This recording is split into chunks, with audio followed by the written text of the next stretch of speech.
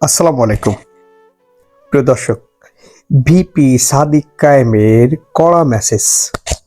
কি বলছেন সেই মেসেজে? ভিপি সাদিক কায়েম বলছেন, দিল্লি অথবা লন্ডন, দিল্লি অথবা লন্ডনে বসে বাংলাদেশের রাজনীতি করা যাবে না। বাংলাদেশের রাজনীতি করতে হলে বাংলাদেশে এসে বাংলাদেশের রাজনীতি করতে হবে। তার মানে দিল্লি বলতে উনি বুঝিয়েছেন কাকে, এটা আপনারা অবশ্যই জানেন। আর লন্ডন বলতে উনি কাকে বুঝিয়েছেন এটাও জানেন। এই কথাটা উনি কখন বলেছেন? উনি বলেছেন 6 ডিসেম্বর, অর্থাৎ আজ শনিবার, ঠাকুরগাঁও পীরগঞ্জ উপজেলায় যুব বিভাগ আয়োজিত একটা অনুষ্ঠানে প্রধান আকর্ষণের বক্তব্যে তিনি কথা বলেন যে দিল্লিতে বসে দিল্লির প্রেসক্রিপশনে বাংলাদেশের মানুষকে পরিচালনা করা যাবে না। আবার লন্ডনে বসেও তিনি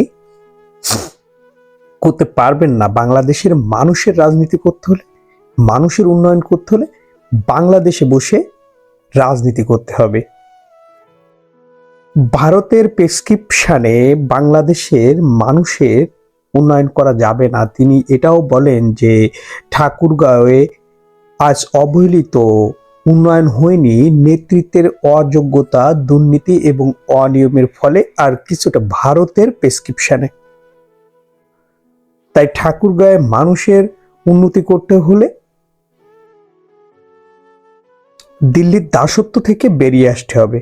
তিনি বিমানবন্দরের কথা বলেন, চারুর কথা বলেন। তিনি বেগম জিয়ার স্বাস্থ্য বা সুস্থতা কামনায় তিনি এটাও বলেন যে বিগত ফ্যাসিস্ট সরকার বা স্বৈরাচার সরকার বাংলাদেশের স্বাস্থ্য খাত, শিক্ষা খাত এবং কৃষি খাতকে ধ্বংস করে দিয়েছেন। তাই এই স্বাস্থ্য খাত, শিক্ষা খাতকে এবং কৃষি খাতকে আমাদের উন্নয়ন করতে হবে, দেশের মানুষের কল্যাণে কাজ করতে হবে। যারা জনগণের কাছে দায়বদ্ধ, ন্যায় ও ইনসাফের সাথে মানে রাজনীতি করেন, তাদেরকে জনগণ বেছে নেবেন, এমন প্রত্যাশা তিনি করেন। তো দর্শক, এটাই ছিল কড়া মেসেজ। তো ভালো থাকবেন, পরবর্তী আপডেট পাওয়ার জন্য ভালো থাকবেন। আসসালামু আলাইকুম।